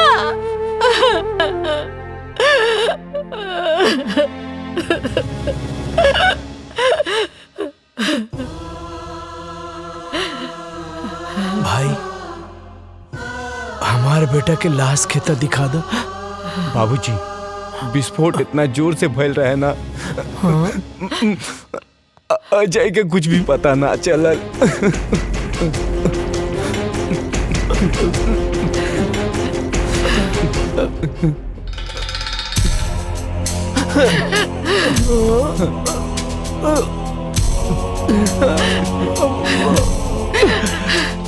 मिल गई शांति, मिल गई ना। हमार वंश के आखिरी दिया बुझ गई। माई, का भइल? इतना काहे रोता रू? हाँ? और ये फोटो पर माला? हाँ? बहू, हमार बेटा अजय देश के खातिर शहीद हो गए। ना बाबूजी, ना, ये का कहा तनी आप? हाँ? ऐसा नहीं क्यों हो सकत? हाँ? माई, देखा, तू रोआ मत। हाँ, अजय जिंदा हवन, तू काहे रोत बाड़ू? हाँ? अरे, तोहर माथा फिर गइल बा का? हाँ? अपन जिंदा बेटा के शोक मनावत तारू? हाँ?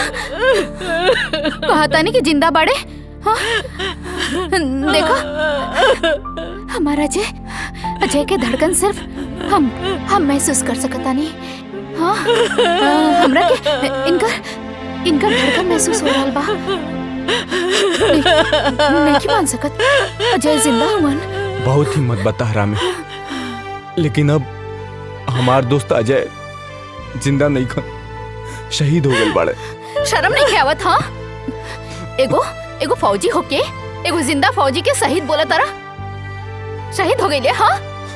ना, वो शहीद नहीं हो सकत। कोनो दुश्मन के बम या गोली में इतना ताकत नहीं खे कि हमार सुहाग के हमरा से छीन ले। हाँ? माई, देखा, तू रोआ मत। हाँ? देखो, तू शांत हो जा। हाँ, अजय आई है। जिंदा हुए अजय, वो जिंदा हुए, जिंदा बड़े। हाँ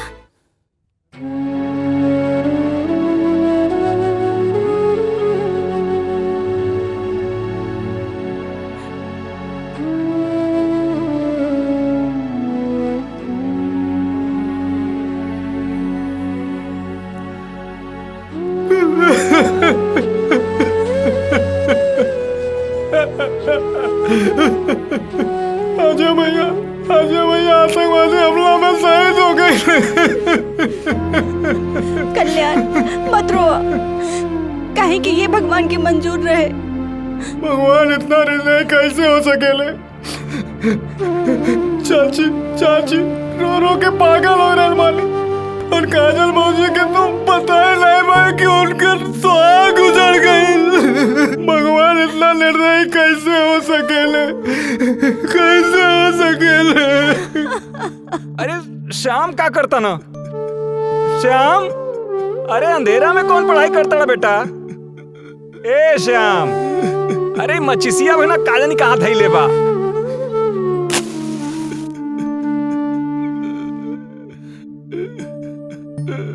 अरे इधर रोता श्याम, का भइल बेटा? काहे रोता बेटा? का भइल? का भइल का? वो अजय बोलत रहे कि आतंकवादी हम तोहरा के ना छोड़ब, तो ओकरा के ना छोड़े के चाहत रहे ना, तो हमके काहे जोड़ के चल गइल? हम तो ओकर यार रहनी ना, गद्दार थोड़ो है जो हमके छोड़ के चल गए। बेटा तू ठीक कह रहा बड़ा बेटा।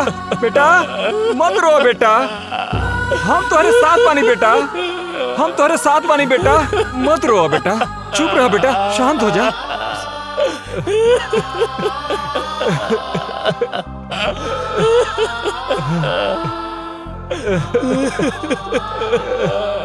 चुप हो जा बेटा, चुप हो जा बेटा, बेटा चुप हो जा बेटा, चुप रहा बेटा, चुप हो जा बेटा।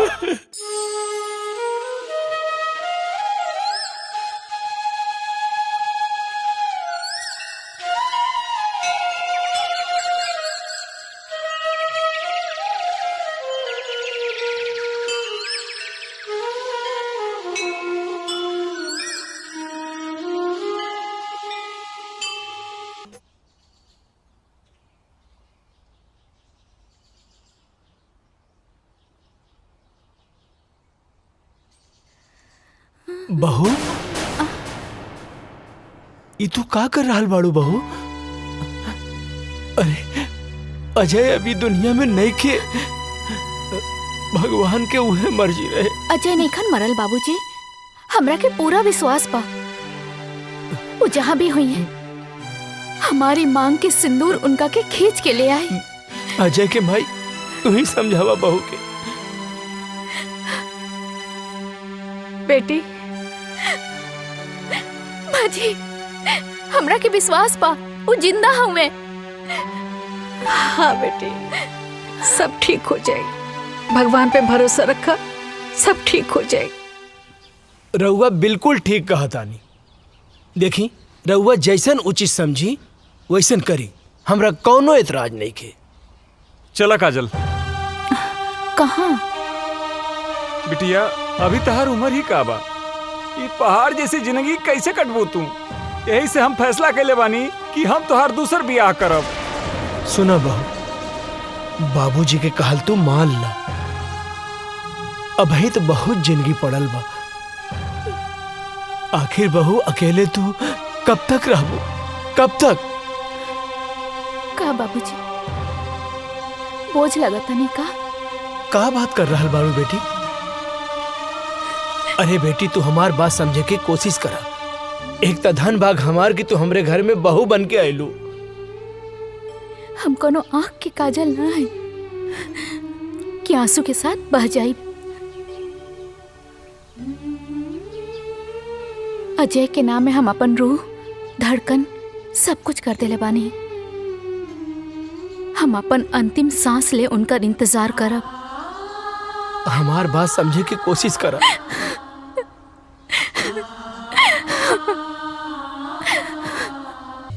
मुनव्वर खान, सच सच बता, बता कौन है तेरा बॉस और कहां कहां तुम लोग की प्लानिंग है ब्लास्ट करने की। तू ऐसे नहीं बताएगा।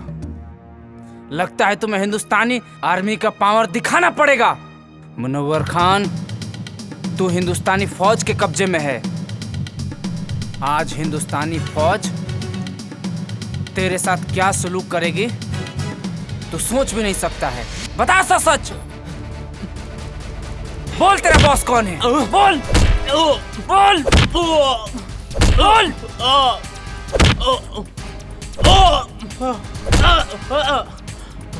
बोल कौन है बॉस तेरा? ए फौजी, तू ना चाहे मेरी जान ले लेगा ना तो अभी नहीं बता सकता मैं, समझा? मैं कुछ नहीं बता सकता, मैं मर जाऊंगा लेकिन नहीं बता सकता, समझा? तू ऐसे नहीं मानेगा, तुझे 3rd डिग्री देना ही पड़ेगा। बोल कौन है बॉस तेरा और क्या मकसद है तुम लोगों का? नहीं बता सकता। चल जुबैर, फोन लाओ।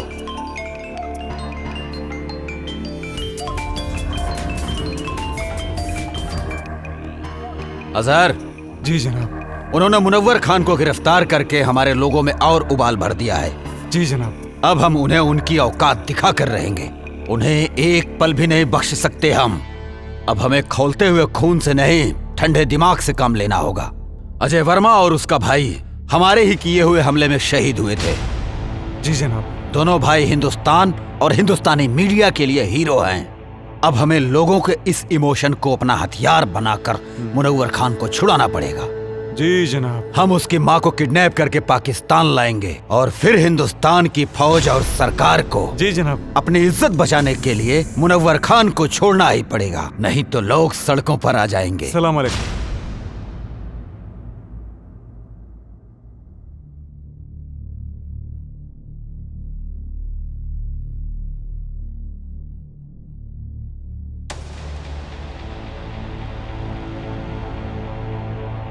हे देवी मैया, हमार कलेजा के टुकड़ा के काहे छीन ले लो। ओकरा बिना कैसे जी, ओकरा बिना हम कैसे जिया तानी माई? हम मर जाए, अब हम मर जाए। हाँ, हमरा लाल के साथ का कहलू, ओकरा के कुछ कैसे हो गल मैया? तू तो पूरा संसार के माता बड़ो, तू तो जाने लू। ओकरा बिना काजल कैसे रही माई? हमरा परिवार के पुकार तो तू सुन सकेलू ना माई? हाँ, तू तो जाने लो, ओकरे बिना हम ना रह सकब। ओकरे के कुछ कैसे हो गए? हम मर जाए, हम मर जाए, हम ओकरे बिना ना रह सकब। हमार बच्चे के लौटा दी माई। तू तो माई बड़ो, हमो माई है। हमार दिल के टुकड़े के लौटा दी।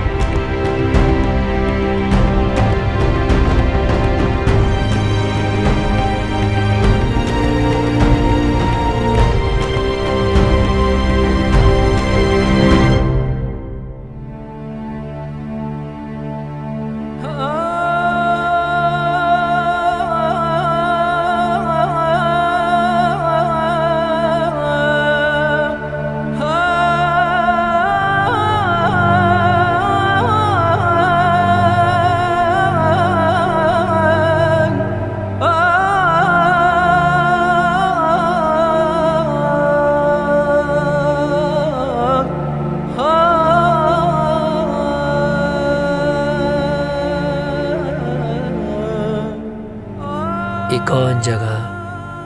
पाकिस्तान है।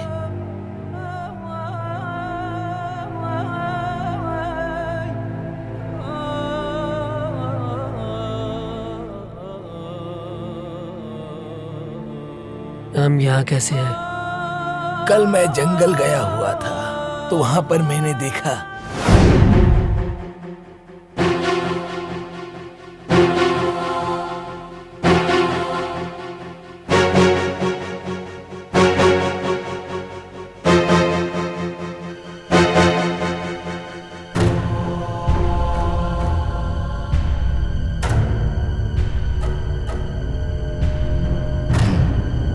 ये कौन है?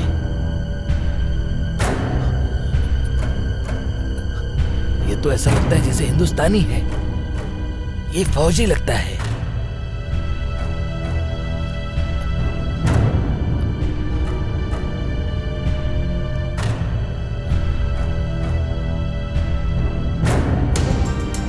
इसे हमें बचाना होगा। अगर किसी ने देख लिया तो प्रॉब्लम हो जाएगी। वैसे भी हिंदुस्तान पाकिस्तान एक ही तो था। कुछ लोगों ने इसको बांट दिया। या अल्लाह। 6 महीना बाद भी हमके होश आ गए। अबले हम जिंदा हैं। जरूर कोनो खास मकसद। हमरे वतन के साथ साथ हमार माई काजल भी हमारे इंतजार करत हुई हैं। हमके जल्द से जल्द अपने वतन लौटे के पड़ी।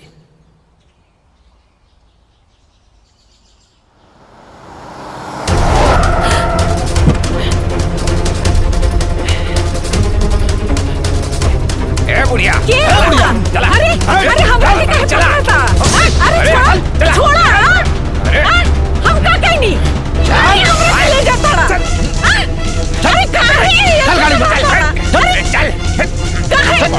अरे छोड़ा। हम बोला था छोड़ा। ठीक ना क्या होई? छोड़ दा हमरा के। अरे हम बोला था हमरा के छोड़ दा। अरे छोड़ा हमरा के। हमरा के हो? अरे बता रहे बुढ़िया। छोड़ चुप कर। बेहोश कर। अरे चुप कर।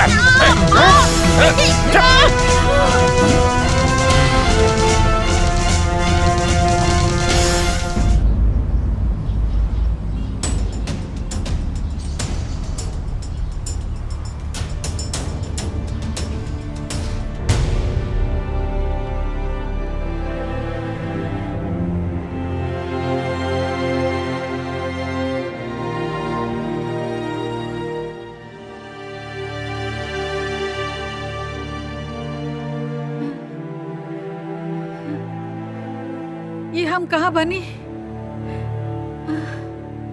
हम ये जब बानल काहे बनी? अरे क्यों बा? अरे हमरा के बचावा। हमरा के यहाँ से छुड़ा के ले जावा हो। हे भगवान हमरा के छुड़ावा।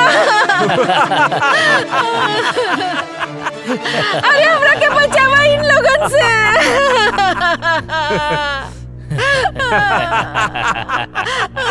क्या रे के बड़ा तू लोग?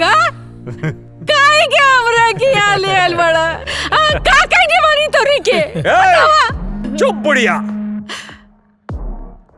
बताता हूँ कि तुझे क्यों लाया हूँ यहाँ। तुम्हारे दोनों बेटों को अपने आदमियों से मरवाया था मैंने।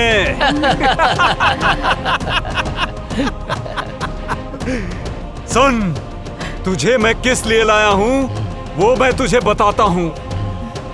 तुम्हारे हिंदुस्तान के आर्मी ने हमारी टीम के कमांडर मुनव्वर खान को गिरफ्तार करके अपने हिंदुस्तान के जेल में बंद कर रखा है, जिसकी वजह से सारा प्लान हमारा फेल हो रखा है। और उसे ही छुड़ाने के लिए हमने तुझे किडनैप करवाया है आज, क्योंकि तेरे परिवार से पूरे देश की भावना जुड़ी हुई है। ये बुढ़िया सुन, अगर 24 घंटे के अंदर अंदर मुनव्वर खान को हिंदुस्तान सरकार ने नहीं छोड़ा तो हम तुम्हारे साथ जो करेंगे ना, उसे देखकर सारे हिंदुस्तानियों की रूह कांप जाएगी। और अभी 24 घंटे होने में कुछ ही समय बाकी है।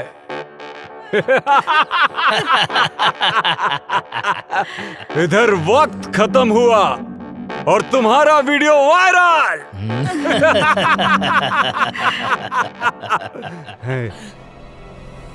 और उधर सरकार के खिलाफ जनता का विरोध। और विरोध इतना भयानक होगा कि मुनव्वर खान को हिंदुस्तान सरकार को छोड़ना ही होगा। वक्त तो अब खत्म होने वाला है। उससे पहले एक आखिरी बार हिंदुस्तान सरकार को वक्त देने दो।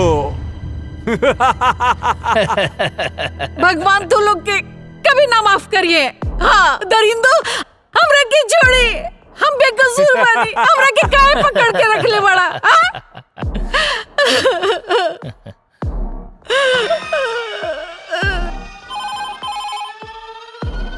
हेलो, कौन? कैप्टन, क्या हुआ? कब छोड़ रहे हो मुनव्वर खान को?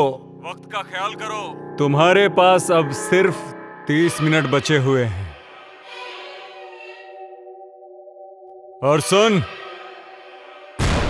अगर इन 30 मिनट में तूने हमें कोई सूचना नहीं दी तो तू सोच भी नहीं सकता है कि अजय वर्मा की मां के साथ क्या क्या हो सकता है। बकवास बंद करो। क्या सबूत है कि शहीद अजय वर्मा की मां तुम्हारे कब्जे में है? ले सुन, हमरी खातिर कोनो समझौता मत करिए। और हाँ, मैं आखिरी बार बता रहा हूँ, वो वीडियो तेरे हिंदुस्तान की पूरी मीडिया में वायरल कर दूंगा मैं। ठीक है, हमें गृह मंत्री जी से बात करनी होगी। मत छोड़िए मुनव्वर खान के। चुप बुढ़िया, बहुत चपड़ चपड़ करती है। जय हिंद सर। सर, आतंकियों ने मुनव्वर खान को छुड़ाने के लिए शहीद अजय वर्मा की मां को किडनैप कर लिया है। जल्दी एक्शन लेना पड़ेगा सर। जब तक मैं न कहूं कोई कदम मत उठाना। ओके सर। इस मसले का हल सोच समझ के करना पड़ेगा। और हाँ, इसकी जानकारी लीक नहीं होनी चाहिए। मेरे अगले कॉल आने तक का इंतजार करो। ओके सर। जय हिंद सर। हेलो अजहर, क्या खबर है? जी हुजूर। हिंदुस्तानी फौज कब रिहा कर रही है मुनव्वर को? जनाब, अभी कोई खबर नहीं आई है मुनव्वर खान को छूटने की। फिक्र मत करो, खबर जरूर आएगी, क्योंकि वो बुढ़िया हमारे कब्जे में है। इस बुढ़िया को हम लोगों ने बांध के रखा है। अगर मुनव्वर खान को नहीं छोड़ा तो हम लोग आगे की कार्रवाई शुरू करेंगे। बहुत खूब, सारे सिपाहियों को चौकन्ना रखो, बस हम भी वहाँ पहुँच ही रहे। हमें आपका इंतजार है।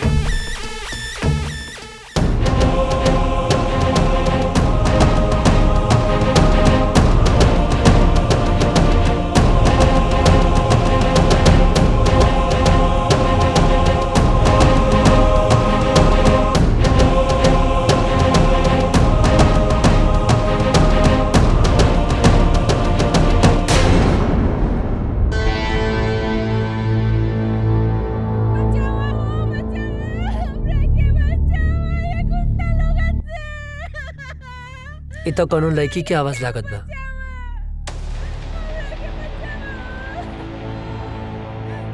ना, हमें चक्कर में ना पड़ सकीला, न तो लोग के पता चल जाए कि हम इंडियन हैं।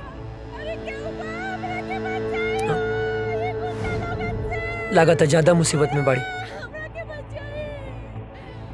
का करी भगवान?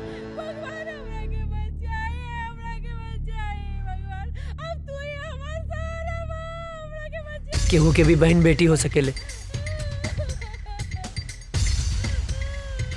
ओकर रक्षा करब हमार फर्ज है, हमार फर्ज है। हमरा मदद करी, हमरा के बचाए। इतना माई बाड़ी, हमरा के बांध के रखल बा, हमरा के बचाए।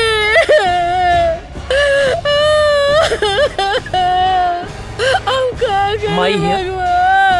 रुक जा।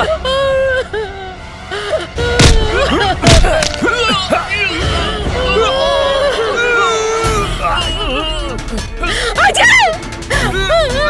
अजय! बाबा जिंदा बड़ा!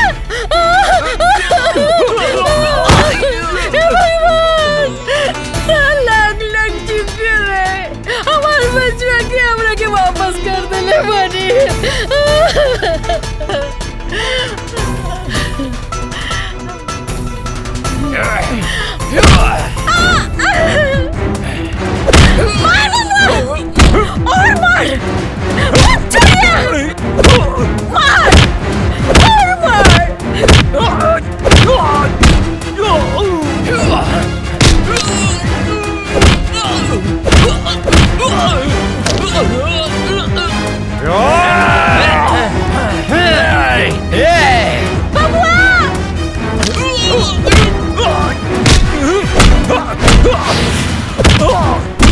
विजय के ये लोग मर ले रहे बबुआ।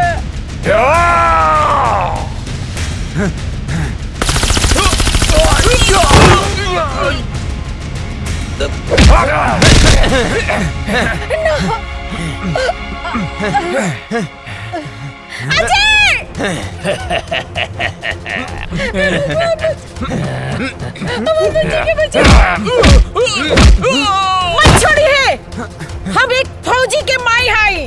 मार बेटा, इन्हीं के छोड़िए मत। कूद के।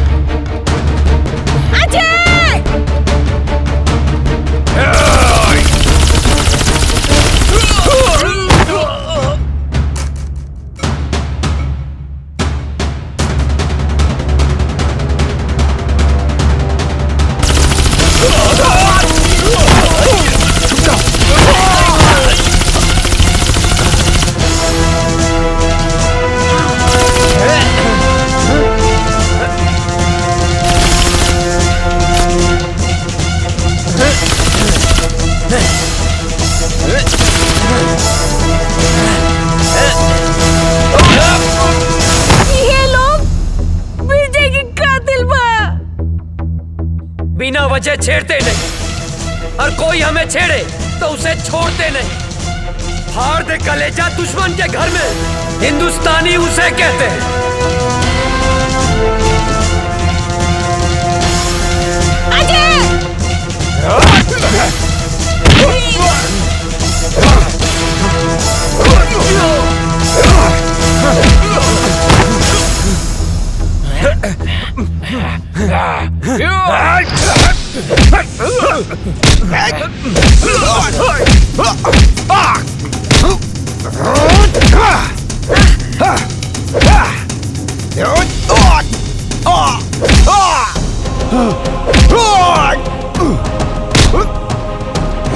जब हम तुम्हें नहीं छेड़ते तो तुम क्यों छेड़ते हो? कश्मीर क्यों नहीं छोड़ते? कश्मीर हमारा है। तुम एक मुनव्वर मारोगे तो 100 मुनव्वर पैदा होंगे। तुम एक मुनव्वर मारोगे तो लाख पैदा होंगे। लाख!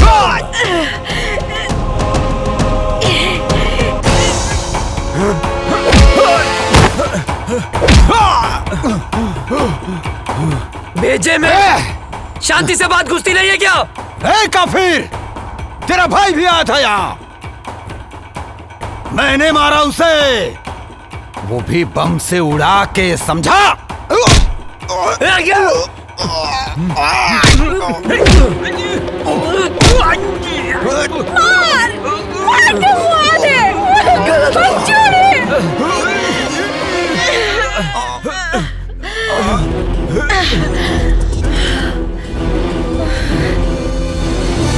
तुझे क्या लगा मेरे भाई को मार के सांस बंद कर दूंगा तेरी, जान ले लूंगा तेरी, तेरे इसी पाकिस्तान में मार डालूंगा तुझे। हिंदुस्तानी हूं मैं अजय, हिंदुस्तानी हूं मैं, हिंदुस्तानी। अजय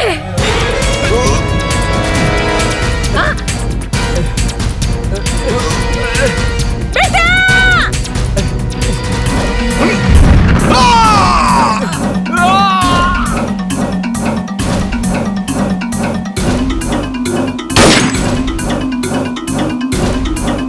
माई, ए माई, माई, ए माई, ए माई उठना, देखना तोर बेटा गेल माई। ए माई उठना माई, आँख खोलना। हाँ माई, अजय तोर बेटा। अजय बेटा, हम काले रानी ना के हम आ जाए, देख आ गए नीना।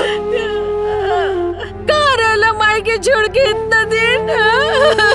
गलती हो गई माई, गलती हो गई। जाना तेरा तोहर बाबूजी, काजल बिटिया, तोहर भाभी, तोहर भतीजिया चिंटू, यहाँ तक के पूरा गांव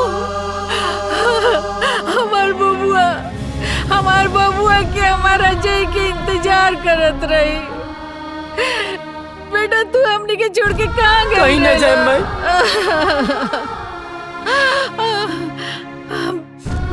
चला चला घर चला। हाँ माई। काजल बिटिया तो हर इंतजार चला करत उठा। रही। जना तेरा मेरा भारत महान। जय हिंद, जय भारत।